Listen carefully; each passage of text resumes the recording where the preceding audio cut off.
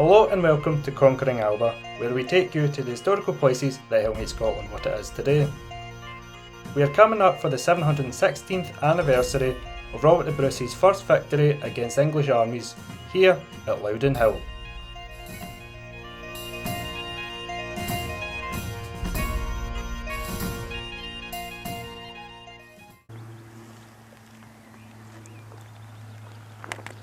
Loudon Hill is a volcanic plug in East Ayrshire, Scotland. It is located near the head of the River Irvine, east of Darvel. The area has been a long site of human occupation from the Bronze Age to the Iron Age and beyond.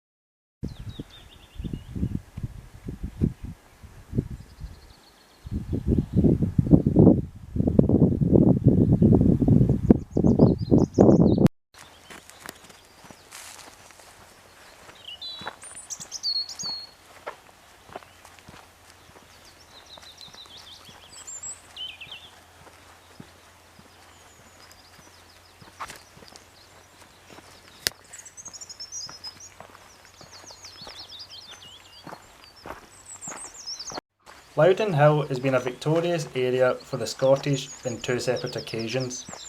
The first time was when Sir William Wallace defeated the English force in 1296.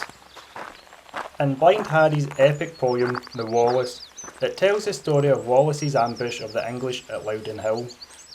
The poem also tells how somewhere within the parish a hospitable innkeeper supplied the party of Scots as they prepared to intercept a convoy en route westward to Ayr.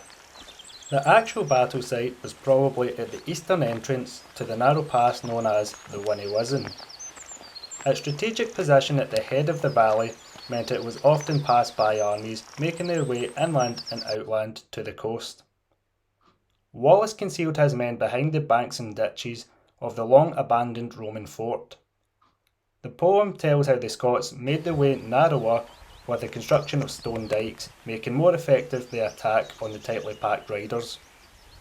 It is said William Wallace only had 50 men against the English 200. He still managed to win the day, killing over 100 English troops and killing Fenwick, the English general who had killed Wallace's father. And in September 2004 saw the unveiling of the Spirit of Scotland sculpture to recognise the historical significance of the area during the Scottish War of Independence.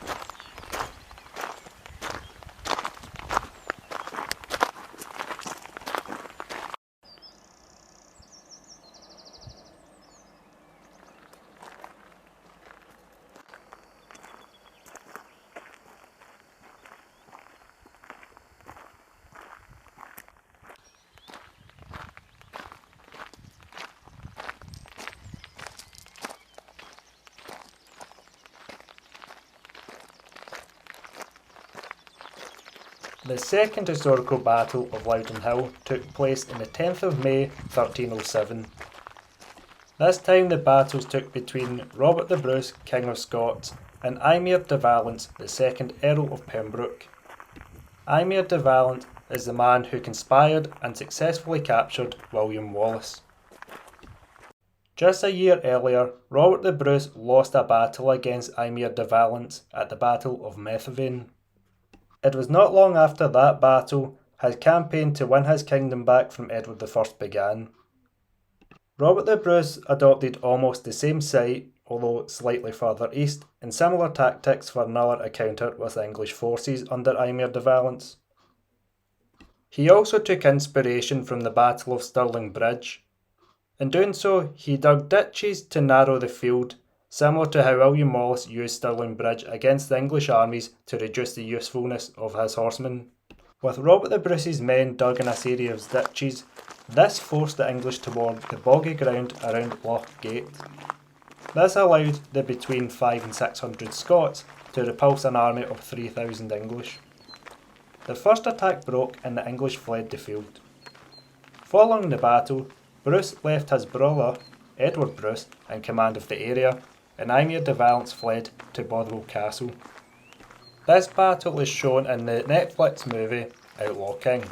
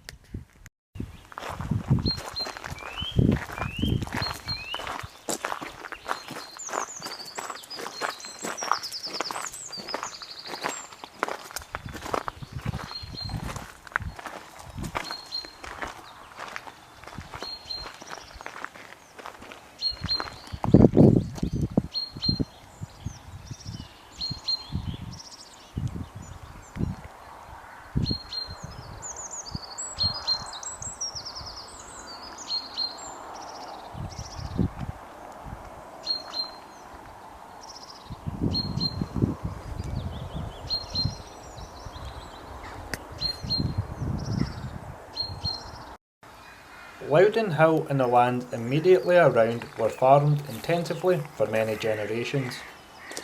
Two of the farms that were abandoned, however, between the 19th and 20th centuries are named Underhill and Blackhill. Their ruins still stand and provide shelter for the sheep from surviving farms that continue to graze Loudon Hill and the surrounding fields.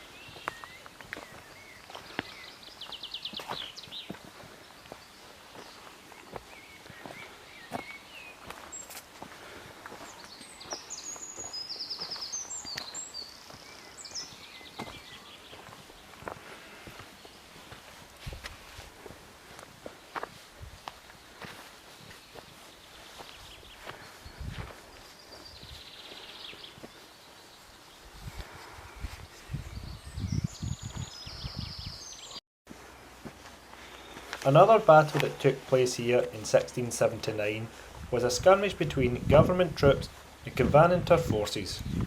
Covenanters had gathered for an outlawed religious service. However, news of the meeting had reached the ears of Sir John Graham of Claverhouse, who had been recently commanded by the king to suppress such events. Claverhouse mustered his dragoon troops and clashed with the Covenanters. This was to become known as the Battle of Drumclog and ended with Claverhouse's dragoons being soundly defeated. This victory spurred the Covenanters on to greater things. Several thousand stormed Glasgow and drove out the occupying garrison by the 6th of June and taken command of the city.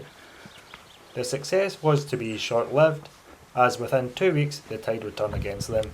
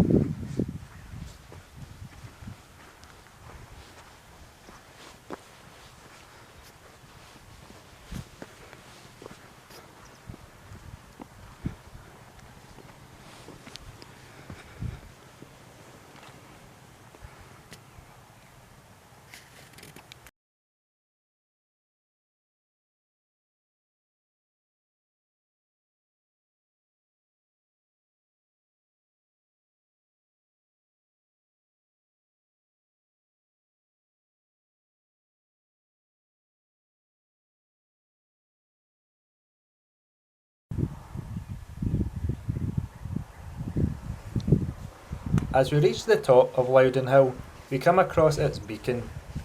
Its beacon was lit in 2012 to celebrate the Diamond Jubilee of the late Queen Elizabeth II.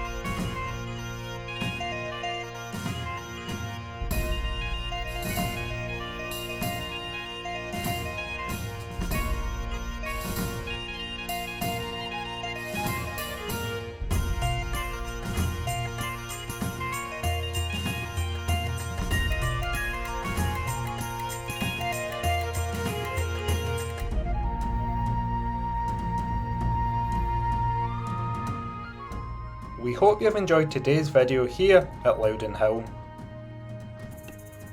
With the beautiful views from the hill and the importance of its history, it is no surprise why it's such a popular area to visit, especially for hill walkers and rock climbers. If you have enjoyed today's video, please like and subscribe for more of Scotland's historical places, and until next time, Alba go bra.